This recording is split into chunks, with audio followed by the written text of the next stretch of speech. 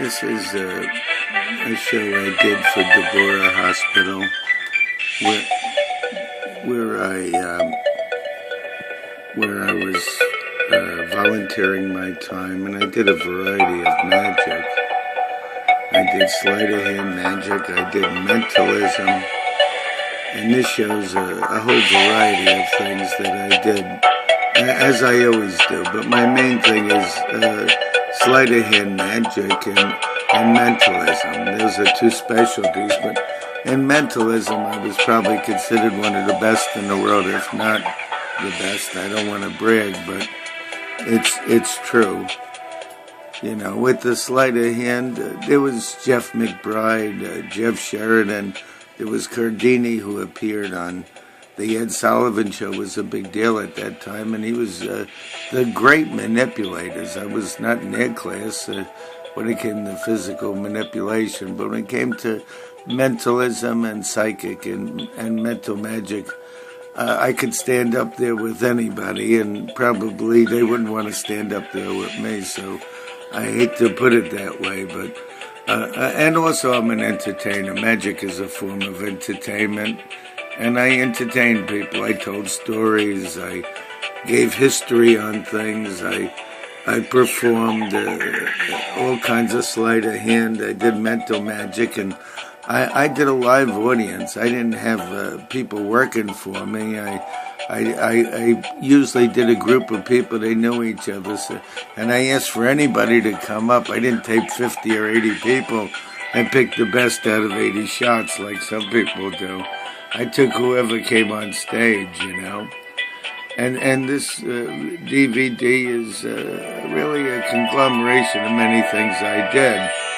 And it was, the focus was on mental magic.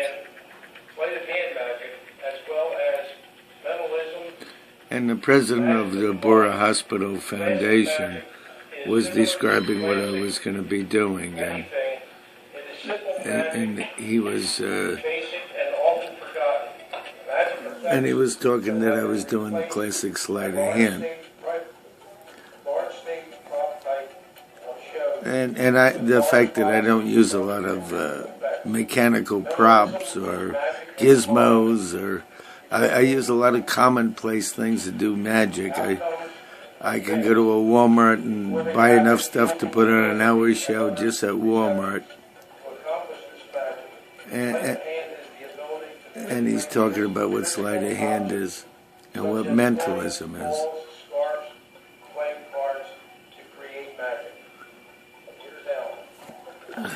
And I started off with a very unique thing.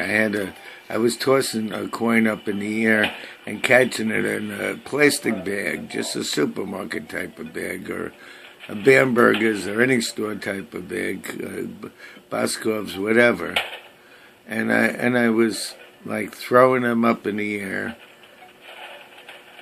and catching them. And this is a routine I figured out, and all of a sudden the bag's empty. So I was trying to do that. Now, this is cups and balls. Houdini said that you weren't a magician until you were able to do cups and balls. That's what Houdini said. I showed empty cups here, and then all of a sudden 3 balls appear. I'm doing this in front of a live audience, a large audience, and I'm showing empty cups. I put the balls under the cups. Tap, tap.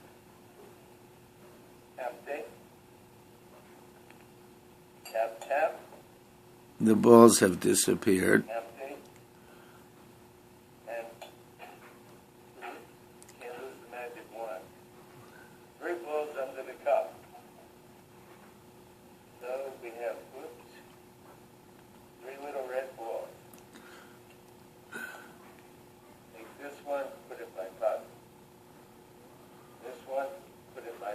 See, I'm showing people openly that, and I wear half-sleeve shirts when I do sleight of hand.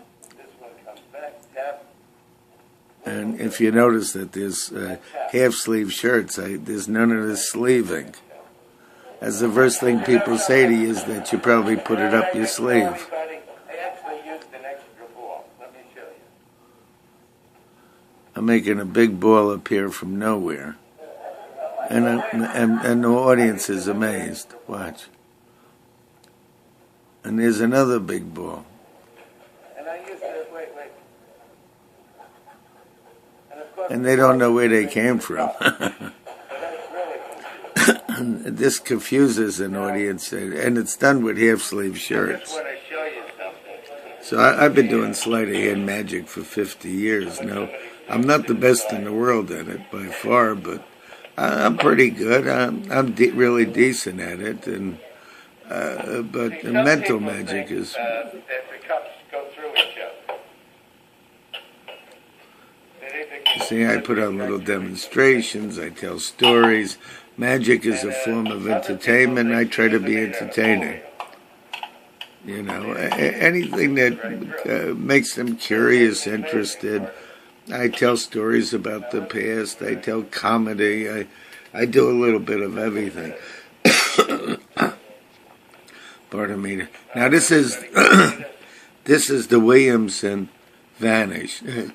Williamson was a magician, and he wanted to be able to hit a magic wand with a ball or an item and make it vanish. And I've been practicing this for years.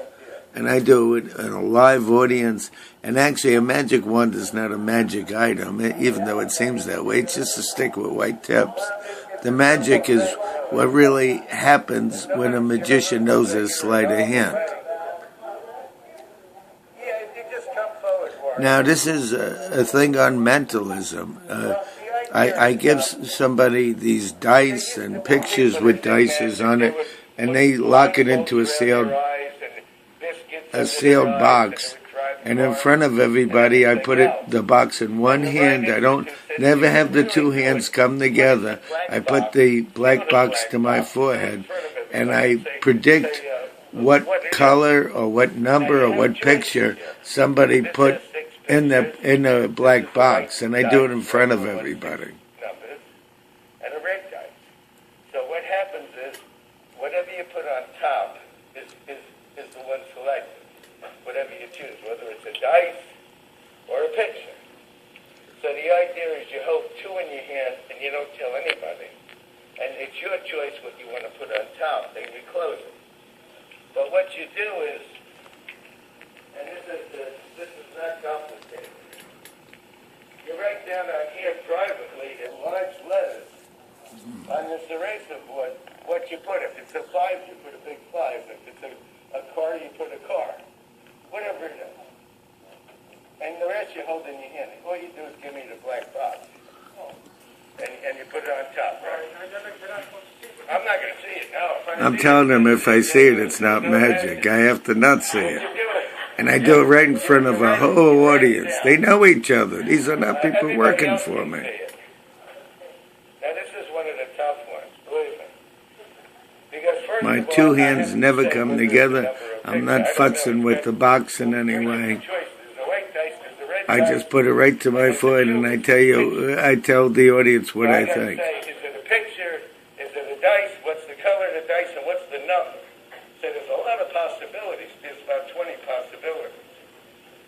First of all, I don't think it's a picture. I think it's a number, of course. And I think it's a medium number. It's like a 4 or a 3, but I'll say it's 3. I think it's white dice. Even the audience didn't know it was a white dice. Even the audience themselves watching, there's no way I could know this. Oh, okay. It could have been a red, it could have been pictures.